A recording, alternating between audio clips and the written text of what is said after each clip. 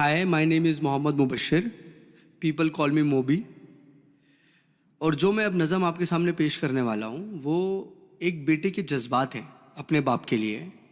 और मैं आपसे दरख्वास्त करता हूँ कि आप मेरे लफ्ज़ों पे जाएं, ना कि मेरे अंदाज़े बयां पे। मेरे जज्बातों को समझने की कोशिश करें। और इसमें कुछ वर्ड्स हैं जिनका मैं आपको पहले मतलब बता देना चाहता हूँ। जैसे कि एक वर्ड है फजर। फजर मतलब वो वक्त जब सूरज उगने वाला है। एक वर्ड है बेलोस। बेलोस मतलब अनकंडीशनल। सो जब ये मतलब I will recite this poem तो you will get to know about these words. और पोएम जो है, जो नज़म है मेरी, वो इस तरह शुरू होती है कि नन्ही सी आंखें और मुड़ी हुई उंगलियां थी, ये बात तब की है जब दुनिया मेरे लिए सोई हुई थी। नन्ही सी आंखें और मुड़ी हुई उंगलियां थी, ये बात तब की है जब दुनिया मेरे लिए सोई हुई थी। नंगे से शरीर पे नया कपड़ा पहनाता था, ईद वीद की समझ ना थी पर फिर भी मेरे साथ मनाता था। घर में खाने के वांदे थे पर एफडी में पैसा जुड़ रहा था, और उसके खुद के सपने अधूरे थे पर मेरे लिए बुन रहा था। ये बात तब की थी जब दुनिया मेरे लिए सोई हुई थी। वक्त कटा, साल बढ़ा, पर तब भी सब अनजान था, मैं फिर भी उसकी जान था। बिस्तर को गीला करना हो या फिर रातों को रोना, एक बाप ही था जिससे छीना मैंने उसका सोना था। सुबह फजर तक गोदों में खिलाता, झूलों में हिलाता, फिर दिन में कमाता, शाम में चला आता, कभी खुद से परेशान, कभी दुनिया का सताया था। एक बाप ही था जिसने मुझे रोते हुए हंसाया था। अल्फाजों से तो गूंगा था मैं, पर वो मेरे इशारे समझ रहा था। मैं खुद इस बात से हैरान हूं आज कि कल वो मुझे किस तरह पढ़ रहा था। अब्बा तो छोड़ो यार, अभी आ भी निकला ना था, पर वो मेरी हर फरमाइशों को पूरा कर रहा था, और मैं भी उसके लाड प्यार में अब ढलने लगा था। घर से वो निकल ना जाए, अब उसके कदमों पे नजरें रखने लगा था। और मुद्दे तो हजार थे बाजार में उसके पास, पर कब ढल जाएगा सूरज उसको इसका इंतजार था। और मैं भी दरवाजे की चौखट को ताकता रहता था, जब होती थी दस्तक तो वॉकर से झांकता रहता था। देख के उसकी शक्ल में दूर से चिल्लाता था, जो भी इशारे मुझे आते थे उससे उसे अपने करीब बुलाता था। वो भी छोड़ छाड़ के सब कुछ मुझे सीने से लगाता था, कभी हवा में उछालता था, कभी करतब दिखाता था मेरी एक मुस्कान के लिए। कभी हाथी कभी घोड़ा बन जाता था, और सो सकूं रात भर सुकून के साथ, इसीलिए पूरी रात एक करवट में गुजारता था। इसीलिए पूरी रात एक करवट में गुजारता था। पर वो बचपन शायद अब सो चुका था, और मैं जवानी की दहलीज में कदम रखने लगा था। उसकी कुर्बानी को उसका फर्ज समझने लगा था।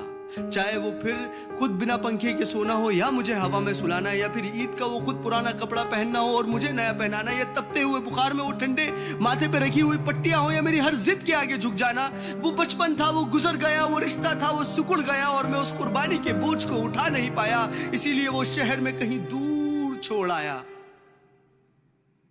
नया शहर था, नए शहर की हवा मुझ पे चढ़ने लगी थी। अपने बाप की हर नसीहत मुझे एक बचपना लगने लगी थी। काम जो मिल गया था, पैसा जो आने लगा था, क्या जरूरत है बाप को, ये सोच मुझ में पलने लगी थी। और उधर मेरा बाप बेचैन था मेरी याद में कि कुछ रोज तो घर आजा बेटा, बस यही था उसकी फरियाद में। और मैं उससे हिसाब लेने लगा था जो दुनिया का कर्जदार बन चुका था। क्या जरूरत है तुम्हें अब्बू इतने पैसे की, अब ये सवाल करने लगा था। अब घड़ी का कांटा फिर पलट चुका था।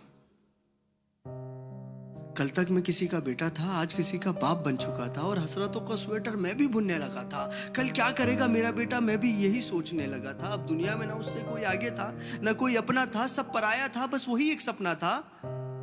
तब मुझ में एक जज्बात उमड़ने लगा था, जिस जज्बात से मैं हमेशा अनजान था कि कल क्या गुजरी होगी मेरे बाप पे। अब मुझे ये समझ आने लगा था,